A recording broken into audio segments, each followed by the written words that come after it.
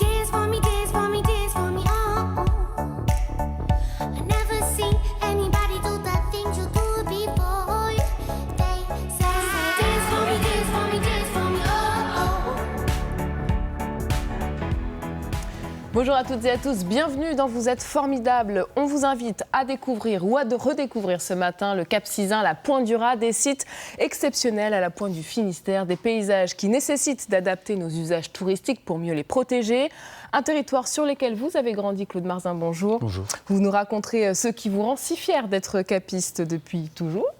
Antoine Maric, bonjour. Bonjour. Vous en faites des kilomètres, vous, à la Pointe du Raz. Vous nous raconterez votre quotidien, votre métier de guide sur ce site.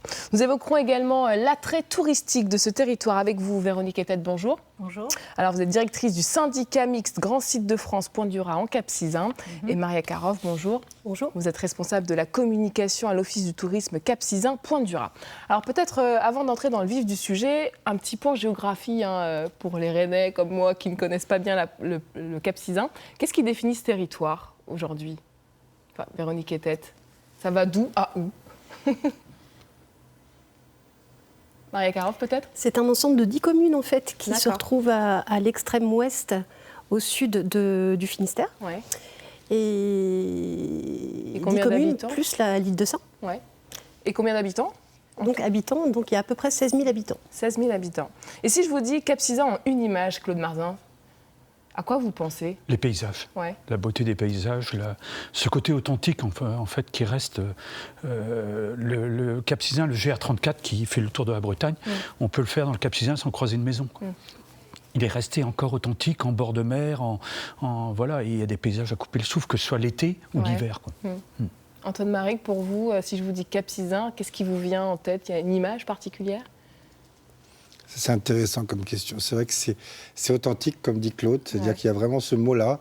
Et l'image, ouais, la nature, le rocher, la mer, mais également la terre, mais également... Non, c'est tellement complet, du haut du phare jusqu'au clocher de l'église, à la petite chapelle, à l'édifice plus monumental. Enfin, il y a tout. Donc non, c'est compliqué quand même. On dit souvent qu'il y a ce côté rude du climat, mais aussi à la fois fascinant. C'est des choses que vous ressentez, Maria Karoff, vous? Oui. Ouais. Qu'est-ce qui vous frappe? Qu'est-ce qui vous touche dans ce paysage en général? J'ai envie de reprendre ce que disait Antoine. Finalement, Ouais. c'est aussi la diversité de ce qu'on peut y ressentir. C'est qu'à la fois, c'est presque une île, puisque c'est bordé de mer. Il y a un territoire intérieur qui a une identité très forte autour de la rivière du Goyenne. D'accord. Donc c'est compliqué en fait de résumer les éléments parce que c'est aussi les tempêtes l'hiver, c'est la plage l'été.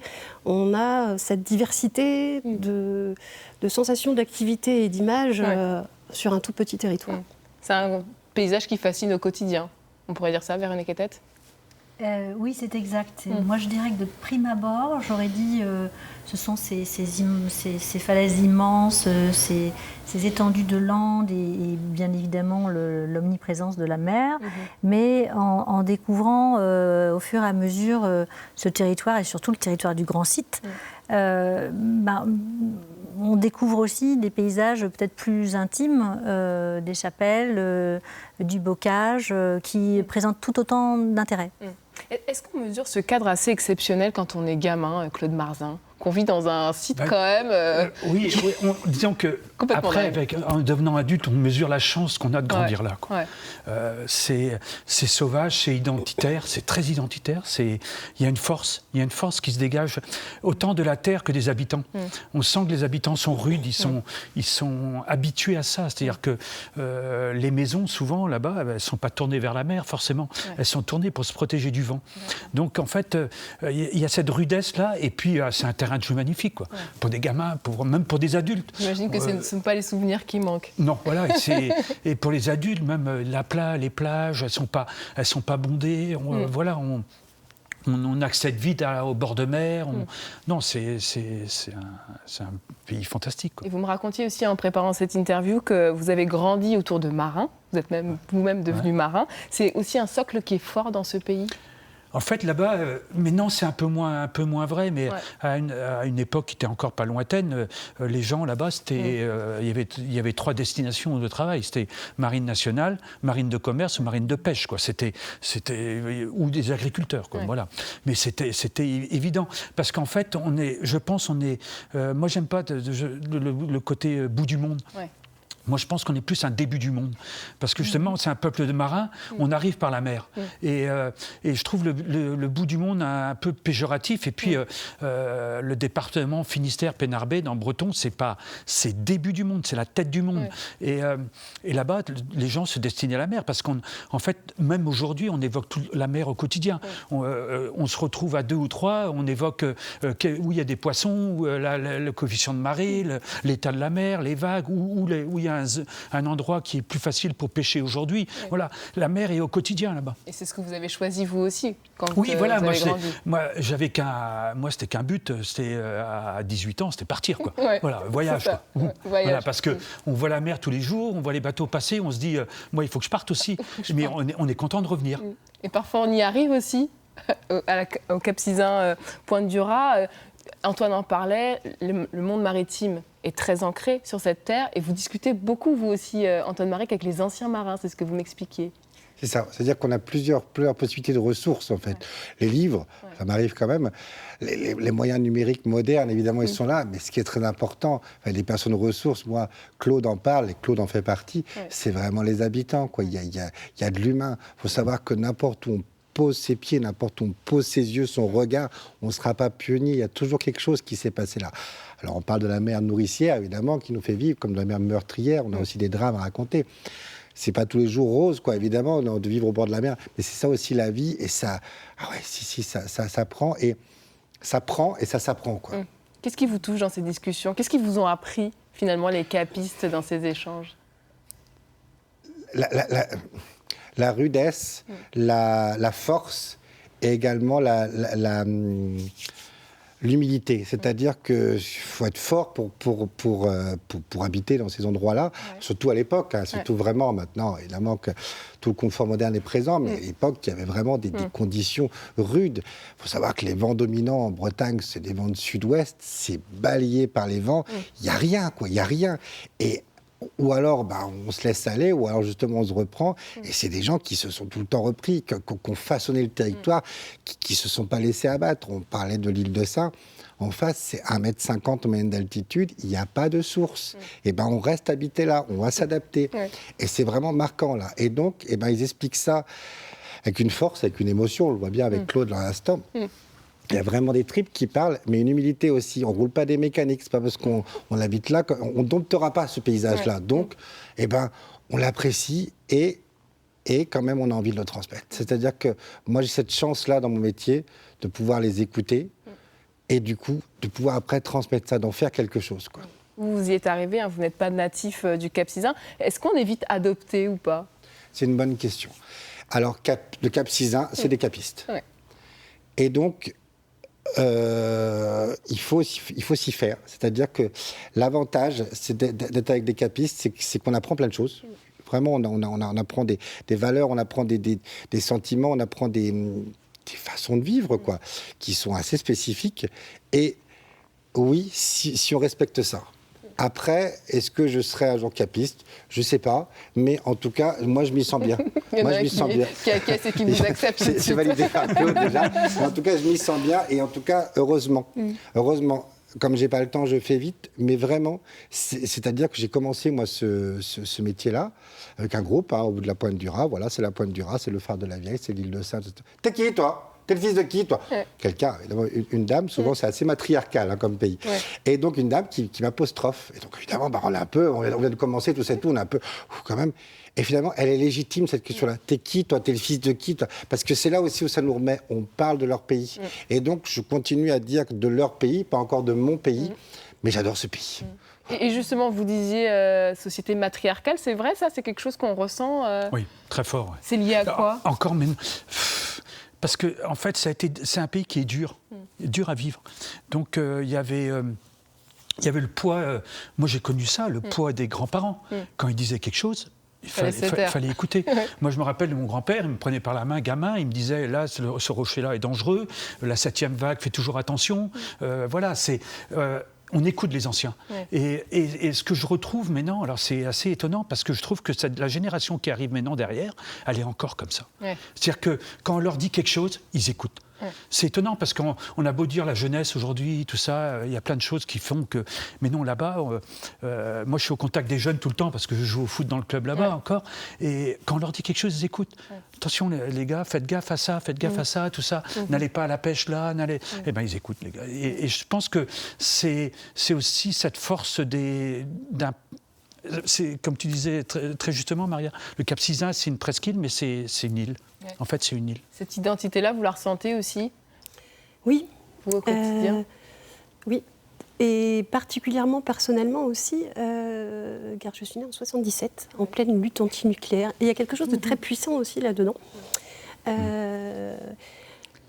Parce que ce sont des habitants qui ne peuvent qui veulent compter que choisir, sur en fait. eux-mêmes, peut-être Oui, aussi. et puis qui veulent Défendre le choisir ce territoire. qu'on fait de leur territoire et qui luttent pour le préserver. Et c'est très fort. Je crois que ça marque aussi Ça marque beaucoup. les esprits, et encore aujourd'hui, je pense. Alors un territoire, ce sont aussi parfois des histoires insolites. Dans nos archives, nous sommes tombés sur une pépite en Cap Sizun. Regardez, c'était en 1989. Tiens, regarde, il arrive là. Il y a déjà 11 ans que Jean-Louis était arrivé au petit port du Vorlen, tout près de la pointe du Vent, face à la pointe du Raz. On l'avait appelé Jean-Louis sans savoir que c'était une femelle. Elle venait peut-être de l'île de Sein ou d'ailleurs. Mais alors que tous les dauphins ont besoin de vivre en groupe, Jean-Louis se trouvait très bien, toute seule, au Vorlen. Tout le monde voulait la voir, mais depuis sa disparition, la pêche ne donne plus comme avant. Ben, parce que c'est Jean-Louis qui faisait chasser le poisson pour venir vers ses filets. Il faisait le rabatteur. Tant qu'il a été là, il y a eu une pêche fructueuse chez mon collègue en bas, Yves, pour pas le nommer, Yves, pour nous. Il a fait des pêches, des bonnes pêches. C'était le plus grand pêcheur du petit coin. Bon, maintenant Jean-Louis est parti, Yves, il a plus de poisson. Alors voilà, ça va. Il est fulorette. Jean-Louis le dauphin aimait beaucoup les bruits de chaînes, mais personne ne sait comment elle a disparu du Vorlen. A-t-elle été tuée? Est-elle morte de vieillesse? Est-elle partie ailleurs? Les pompiers d'Audierne ont même plongé pour la retrouver. Maintenant, ses voisins sont malheureux. Michel, elle en pleure. Ah, j'en pleure des fois. Façon de parler. Ah oui? Si, parce que bon. C'était une attraction, quoi, dans le coin. C'était une autre mascotte. Pourquoi il va manquer? Bah, il attire du monde. Ça fait marcher le commerce. Hein? Si. À moins que Jean-Louis ne fasse à ses amis la surprise de revenir un jour, il faudra maintenant prendre le bateau de l'île de Sein pour voir des dauphins à la pointe de Bretagne. Voilà pour ce petit clin d'œil avec Jean-Louis le dauphin. À peine la vidéo lancée, je vous ai entendu dire « Ah oui, Jean-Louis le dauphin ». Oui, c'est des souvenirs d'enfance inoubliables, d'aller l'hiver voir Jean-Louis le week-end. C'était un peu la sortie C'est vrai? la sortie en famille. Ouais. Et Jean-Louis, il a fait quelques exploits quand même. Je C'est sais ce que qu'il vous a ramené expliquiez. un jour, il y avait de la brume et il y avait un pêcheur plaisancier qui était perdu. Et c'est Jean-Louis qui l'a ramené. Ouais. Et je me rappelle des souvenirs. Moi, il y avait une échelle qui descendait de la cale au Vorlen et on tapait dessus avec un caillou. Et le bruit, et Jean-Louis venait. Ouais. Alors, on le voyait aussi dans ce reportage, le Cap Sizun attire les touristes qui viennent explorer ce cadre. Marie Caroff, c'est combien de visiteurs chaque année? En ce moment, on tourne autour de 20 000. D'accord. Alors, j'exclus les années Covid, où c'est un peu plus compliqué, mais c'est autour de 20 000 visiteurs chaque année. Et c'est un chiffre qui tend à progresser d'année en année? C'est variable d'une année sur l'autre. C'est vrai que 2019 et 2021 ont été plutôt de... 2019 et 2022 ont été de bonnes années. Le temps aidant aussi. C'est vrai que la météo a été très profitable. Voilà. Et d'où viennent ces touristes? Alors, il y a 85% des visiteurs qui viennent de France. D'accord. Le reste, donc ça vient prioritairement dans le top 3, on a l'Allemagne pour 50%. Ah oui. Et quasiment à égalité les Belges et les Anglais. Et ça, c'est assez stable sur les dernières années. Et si vous deviez nous faire un top 5 des sites qui sont particulièrement prisés quand on vient au Cap-Sizun? Alors, c'est très difficile Oui, ce top je 5, sais c'est bien. vraiment un exercice redoutable. Un exercice qu'on adore, nous, les journalistes. Je ne peux pas commencer sans parler de la Pointe du Raz, Ouais. qui est quand même Qui est au-dessus, un peu la pépite qui donne aussi un rayonnement national, international au Cap-Sizun. Il y a l'île de Sein, Ouais. qui est vraiment pas loin derrière. On va voir. Ça talonne, ça talonne. Voilà, c'est ça. Il y a la Pointe du Millet. Il y a la petite cité de caractère de Pont-Croix. D'accord. Après, c'est tellement compliqué. On va citer aussi Audierne, qui est une petite ville commerçante, une cité balnéaire. Mais la Vous liste est connaissez longue. très bien Antoine-Marie, puisque vous y vivez. Exact. J'ai cette chance en plus de sortir de la maison, d'avoir un bureau exceptionnel et d'avoir un jardin exceptionnel. Ça, C'est pas mal ça, c'est pas mal. Vous faites des envieux. Vous êtes presque devenu un expert aussi, vous, de la Pointe du Raz. Vous êtes le seul guide rattaché à la maison du Grand Site, c'est ça? C'est ça, c'est-à-dire qu'il y a le syndicat mixte, dont Véronique est directrice, qui couvre l'ensemble du Grand Site de France. On y reviendra tout à l'heure, oui. Et dont le siège est attaché, enfin, physiquement, à la Pointe du Raz. Et donc, il y a alors, on est 2 guides, principalement moi sur les visites sur tout ce qui est Grand Site, mais il y a également Virginie qui nous accompagne, qui est présente sur le terrain aujourd'hui. Et donc, on est là pour raconter tout un territoire. C'est vrai que la porte d'entrée, c'est la Pointe du Raz, mais après, il y a tout ce qu'il y a tout autour, quoi, qui aussi, là, je trouve notre rôle d'aiguiller un peu, d'orienter. C'est-à-dire qu'on voit bien que les gens, voilà, on en parlait, la mer, les falaises, les rochers, les vents, les vagues, voilà, tout ça. Ils s'y attendent pas, ils sont toujours surpris quand ils arrivent sur la Pointe du Raz ou pas? Oui, parce que la Pointe du Raz, il faut savoir que les vagues, bon, pour ceux qui connaissent, ça va très vite, les vagues n'ont rien à voir avec le vent. Et donc, ils sont des fois choqués, vraiment surpris, très interloqués, agréablement choqués, hein, d'avoir du vent et très peu de vagues, et encore plus d'avoir beaucoup de vagues et très peu de vent.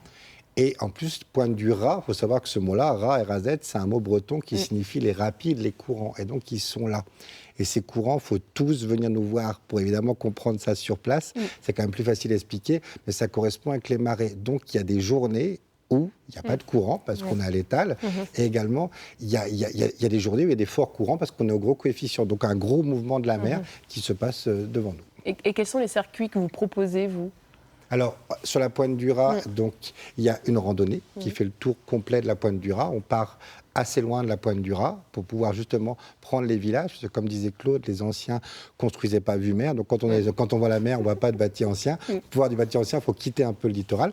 Donc, on recule pour aller voir le bâti ancien. Après, on prend le GR34. On fait ce qui est assez unique, en tout cas très présent dans le Cap-Sizun, des ports-abris. C'est-à-dire que là, à l'œil nu, tout à l'heure, on voit des photos du Cap-Sizun passer. La personne qui sait à l'œil nu si c'est marée haute, marée basse, elle n'existe pas. Parce que même à marée très basse, ça reste en eau. La crique reste en eau. Et du coup, ça a été aménagé en petits ports-abris.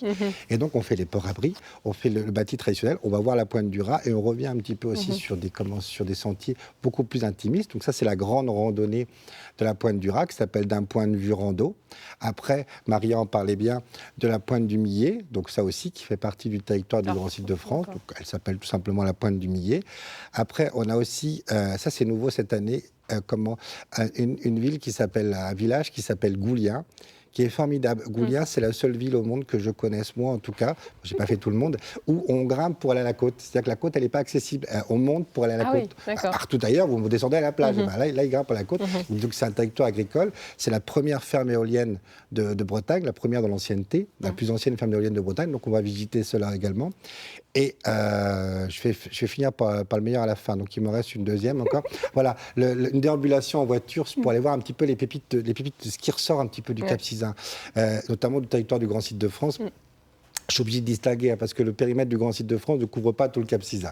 Et donc, on va y venir parce que je pense vous pourrez parler 40 minutes de la Pointe du Raz sans problème. Je finis par la fin. Alors je finis par la meilleure. Et ça ne pas louper s'il faut. Toutes sont bien parce que c'est moi qui l'ai faite. Mais s'il y en a une vraiment à voir, c'est la crépusculaire. C'est-à-dire que c'est la veillée crépusculaire.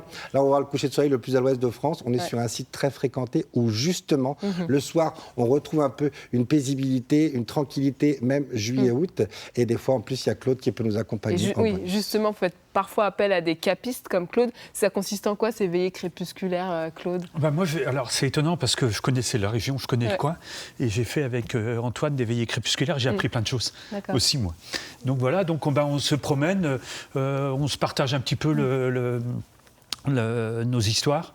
Et moi, j'interviens un petit peu sur l'histoire de mon arrière-grand-père, donc Clatin Henri Coquette, qui a fait un sauvetage au phare de la Vieille en 1926. Et je raconte l'histoire. D'accord. C'est devenu un personnage presque, Antoine Maric, sur la pointe du Raz, vers Véronique Ettet. Oui, c'est devenu un personnage. C'est devenu un personnage parce que il est passionné par la matière, par les lieux, parce qu'il n'y a pas qu'un seul lieu dans le Grand Site de France. Et en même temps, mais je sais aussi qu'il travaille énormément sa matière et qu'il, tout au long de l'année, il va collecter des informations, des témoignages, il va creuser l'histoire pour justement améliorer d'année en année le contenu des visites. C'est un terme que vous employez beaucoup depuis tout à l'heure, Grand Site de France. Oui. Alors, qu'est-ce que c'est que ce label ? Alors, le label, il est attribué par le ministère de l'Écologie sur des territoires qui, d'abord, sont des sites inscrits et qui, bien souvent, connaissent une forte fréquentation. Et donc, il faut protéger et, en même temps, organiser l'accueil. Pour bien accueillir les visiteurs. Et quels sont les enjeux concernant justement le paysage, ce patrimoine naturel ? Les enjeux, c'est de protéger, de préserver, notamment les couvrants, les grandes pelouses littorales, par exemple, ou de préserver la faune, la flore. Mais l'autre enjeu, c'est aussi parce que c'est un territoire habité, de dire on a une activité économique, c'est habité par les habitants et donc on doit aussi accueillir ces visiteurs qui viennent ou par voiture, ou par vélo, ou à pied tout au long de l'année. C'est des enjeux sur lesquels vous arrivez à sensibiliser les touristes qui arrivent souvent pour profiter de leurs vacances, Maria Karoff ? On y travaille, notamment à l'initiative d'OTB, qui est la Fédération des offices de tourisme de Bretagne, qui a mis en place ce qu'on appelle une charte des voyageurs, et qui permet de communiquer sur des notions simples que sont le tri des déchets, le respect des habitants, des modes de vie, que ce soit... Il y a tout un travail qui est mené autour de ça. Vous en discutez aussi beaucoup avec... ceux qui font des randonnées à vos côtés, Antoine Maric ? Énormément. C'est-à-dire que c'est souvent, c'est facile après de juger, après coup, quoi. C'est souvent, mais en fait, c'est souvent de l'ignorance. C'est pas de la bêtise, c'est pas de l'envie de mal faire. Par exemple, ce qui vit sur un caillou vit pas sous un caillou. Donc, quand vous retournez un caillou à marée basse, remettez-le au mieux. Au même endroit, mais déjà dans le même sens, parce que sinon, le temps d'une marée, vous pouvez vraiment dézinguer toute une partie, quoi. Et en fait, continuez à aller à la plage à marée basse, continuez à aller crapahuter dans les rochers, tout ça et tout, c'est ça aussi la force. Par contre, il y a quelques règles, on y va à marée descendante, tout ça. Et donc, bien évidemment qu'on en parle, parce que, on en parle, et en plus, comme tu dis, Maria, les gens sont réceptifs à ça, c'est-à-dire qu'il y a aussi une vraie écoute. Voilà, c'est important d'en parler. Alors justement, au sujet de cet équilibre finalement entre tourisme et environnement, on voulait vous montrer cet exemple que vous connaissez certainement, un sémaphore qui s'offre une nouvelle jeunesse. Voyez ce reportage tourné près d'Audierne, à la pointe de l'Hervilly. Regardez.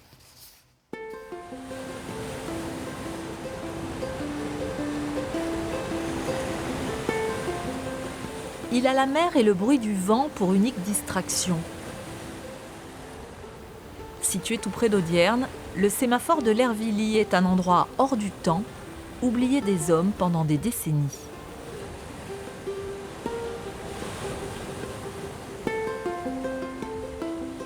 Construit dans les années 1860, le sémaphore occupait une place stratégique entre la pointe du Raz et la pointe de Pinmar.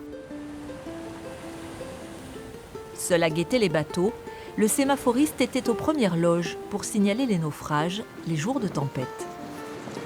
En 1933, il y a eu le naufrage d'un cargo danois qui est venu s'échouer juste devant, là. avec une cargaison d'oranges. Et ma maman, à l'époque, elle me disait qu'elle avait une orange pour Noël, et là, il y avait des oranges de partout. Mais en 1940, les Allemands détruisent le bâtiment. À côté du phare, qui lui n'a jamais cessé de fonctionner, le sémaphore va rester en ruine pendant près de 80 ans. Marc Arzel l'a toujours connu ainsi.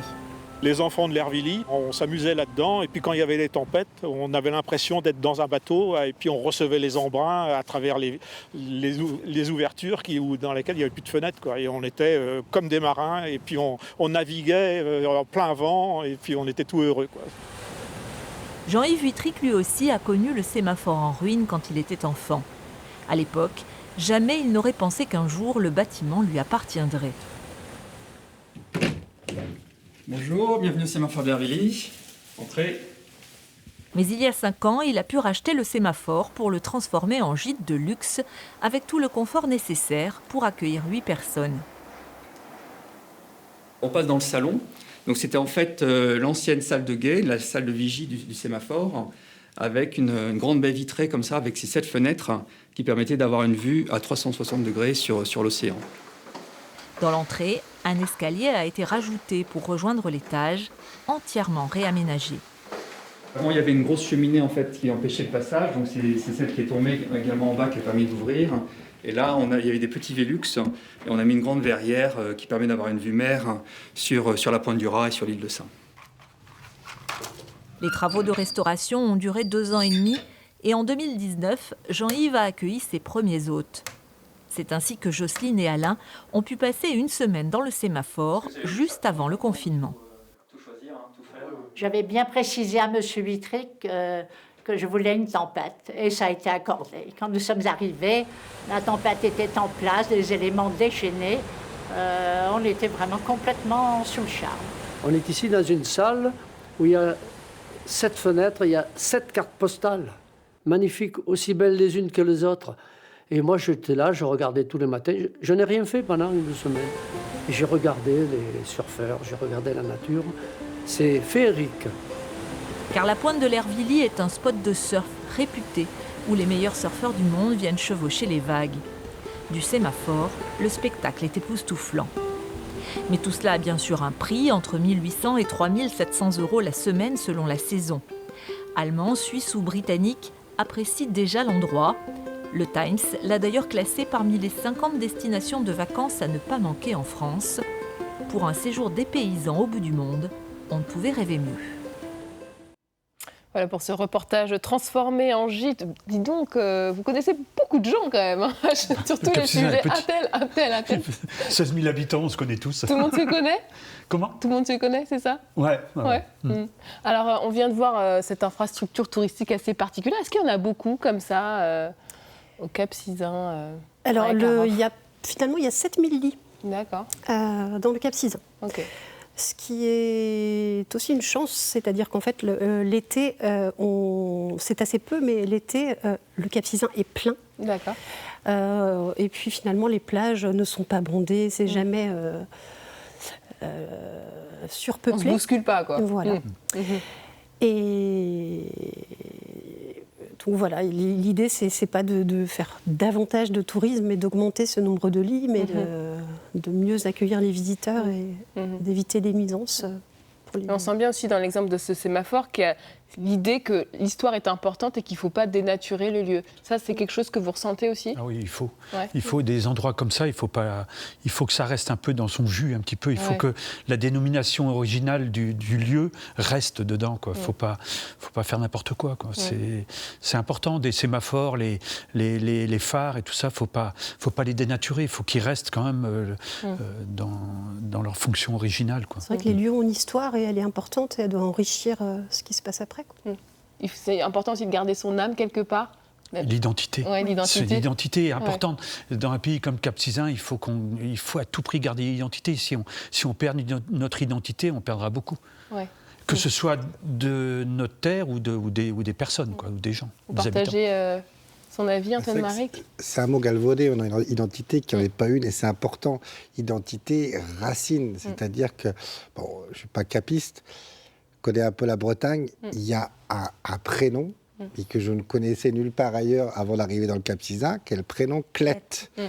Et donc, le jeune homme qui est à côté, là, Claude, a un fils qu'il a appelé Clette. D'accord. Et en fait, ce fils-là va être amené à découvrir le monde, mais il s'appellera Clette. Et c'est super important. Il a 16 ans maintenant, on ne voit plus grandir.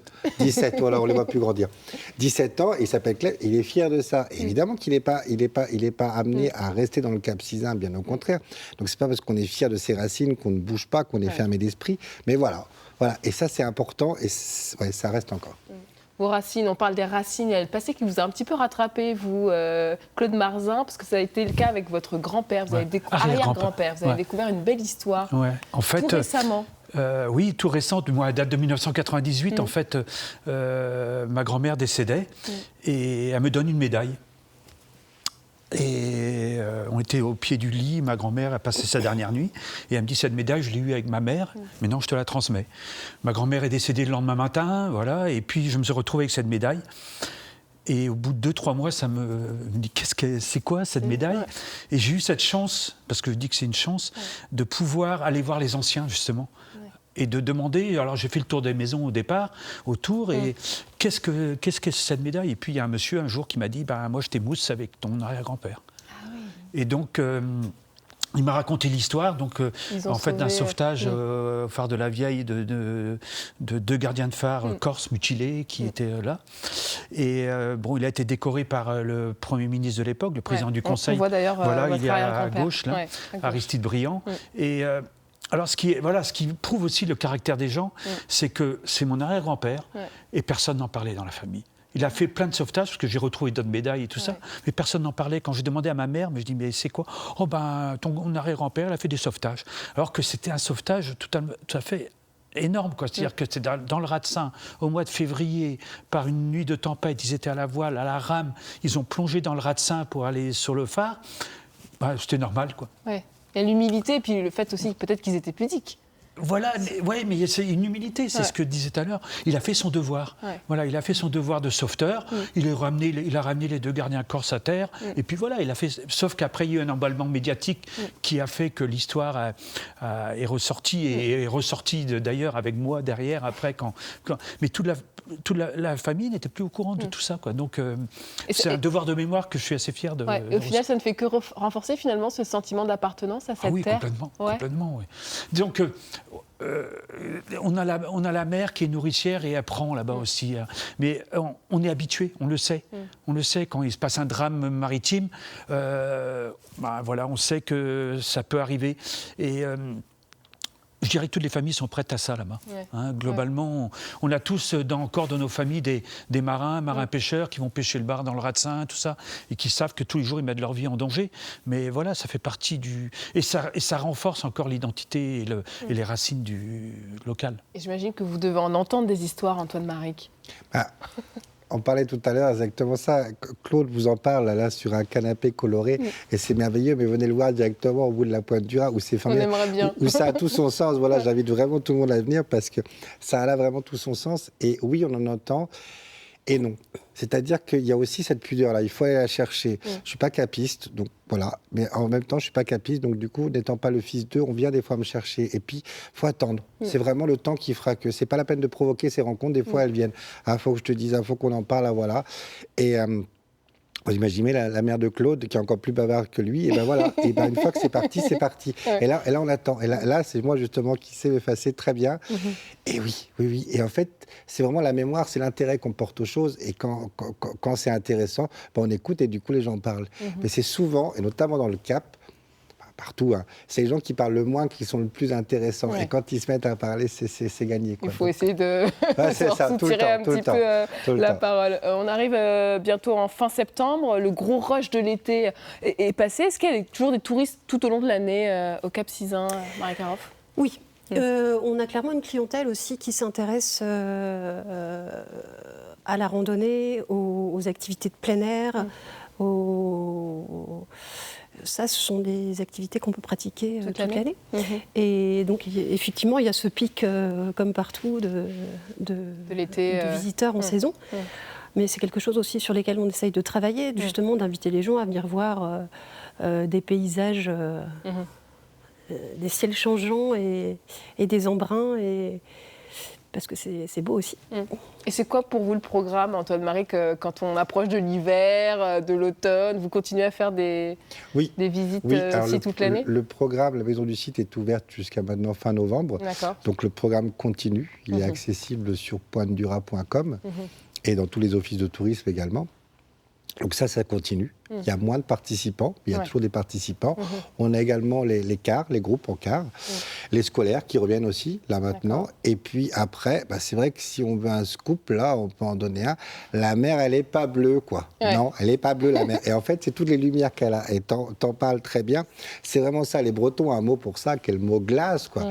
Et donc, ça change tout le temps. Et donc, ce paysage a toute saison. Donc, on a des gens qui viennent et qui reviennent. Et même l'hiver, des visiteurs d'autres territoires, mais également des Finistériens, des Quimpérois, de ça et tout, tous les week-ends qui sont là, parce que ça change, on ne s'en blase pas. On ne peut pas, mais n'importe quelle pointe, hein, pas que chez nous, n'importe quel endroit, pas que chez nous.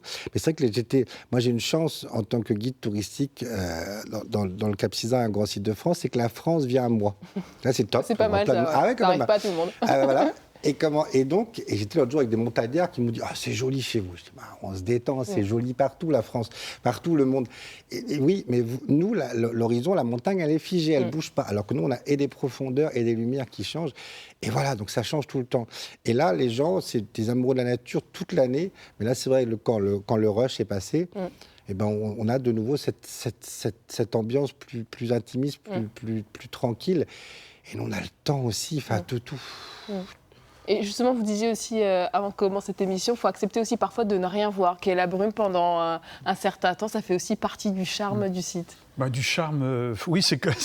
On s'adapte, quoi. On s'adapte, ouais, voilà. Je sais que tu le dis souvent, c'est le plus triste dans une balade, c'est quand c'est pas le vent, c'est la brume, quoi. Ouais. Et c'est vrai que des fois, c'est assez étonnant, même parce que la brume, elle plombe la pointe. C'est-à-dire qu'on peut aller à 5 km et il fait beau. Ouais. Et quand la brume s'installe, comme c'est une pointe, elle bloque. Bon. Et là, il n'y a plus qu'à attendre. Il y a la corne de brume de la vieille qui sonne, et du phare de la vieille. Et voilà, on attend. Mais c'est surtout les tempêtes qui sont magnifiques. Quoi. Moi, je préfère la pointe du Raz l'hiver, quand on sent une force incroyable. Parce qu'en fait, c'est les premières vagues de l'Atlantique qui arrivent. Là. C'est, les tempêtes atlantiques, elles arrivent. Là. C'est les vagues de 10-15 mètres qui arrivent sur la pointe. Et ça dégage une force qui est... C'est ça, moi je conseille à tout le monde d'aller se balader quand on est bien fatigué le week-end, d'aller faire un tour à la pointe du Raz. Et puis ça, moi je me baigne tout l'hiver là, sur cette plage, elle est trépassée. Toute l'année je me baigne et c'est vivifiant, c'est un cadre magique. Quoi. Mais n'empêche, les tempêtes, ça doit quand même faire peur, non ? Au début, les gens qui n'ont pas l'habitude, ils ont peur. Hein. De la maison, moi je sais, la maison elle est plein ouest, le toit va s'envoler. Et non, nous on est habitués. Ça peut paraître bizarre, mais moi je me sens un peu dans un cocon chez moi. En fait, je trouve ça plutôt... rassurant, presque apaisant. Rassurant, non, mais on se sent... vivant. Petit par rapport à la force des choses, ça remet les choses à leur place. Quoi. Les murs font 1 mètre.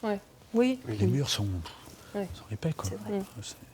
C'est ce que vous me disiez aussi, que vos balades, c'est 90% de la météo, c'est ça, et 10% finalement les visiteurs. Ah oui. Ah, c'est vraiment ça. Aussi ça. Le guide, c'est ça, on ne fait jamais les malins parce que c'est ça, c'est vraiment la météo qui décide. Et c'est joli, c'est vous, c'est bien, on a passé une belle visite. Oui, c'est parce que c'était joli, quoi. Ouais. Et à l'inverse, voilà. Et les gens, moi j'ai fait des visites guidées, ça moussait le Kauai tellement il pleuvait. Et en fait, c'était somptueux, quoi. Donc les gens vont même oublier la pluie, quoi, parce que la météo, elle est là. Alors que le brouillard, c'est sûr que voilà. Et j'avais envie de vous poser une question. Quand je vois l'amour que vous portez à ce territoire, qu'est-ce qu'il a appris sur vous, ce territoire ? Qu'est-ce que vous avez appris en vous baignant dans cet univers ? Ça, c'est une belle question qu'on n'a pas envie de répondre parce qu'évidemment, elle touche au personnel. Mais c'est ça, on fait les malins, tous, on fait les malins. Et c'est en côtoyant des territoires comme celui-là qu'on sait que ça nous survivra et qu'on sait que ça remet les pieds sur terre. Et donc, continuez tous là, à faire les malins, continuez. Mais ça va resituer. Si un jour vous ne savez pas où vous situer justement, venez nous voir et ouvrez les yeux, ouvrez les narines, ouvrez les oreilles, ouvrez tous les sens. Et en fait, prenez. Et là, ça va resituer vraiment. Et du coup, c'est ça que ça va prendre, quoi. C'est vraiment merci la vie, quoi. Merci la vie. Et quand Claude fait des communications, c'est comme ça que tu finis aussi. Merci la vie. Il n'y a que ça à dire. Merci la vie, quoi. Merci la vie au début du monde. Ce sera le mot de la fin. Oui, tout à fait. Ouais. Je trouve le terme. Voilà, c'est le début du monde maintenant. Entendez tous, le début du monde. Ce sera le mot de la fin. Merci à tous d'avoir été avec nous. À demain. Très belle journée.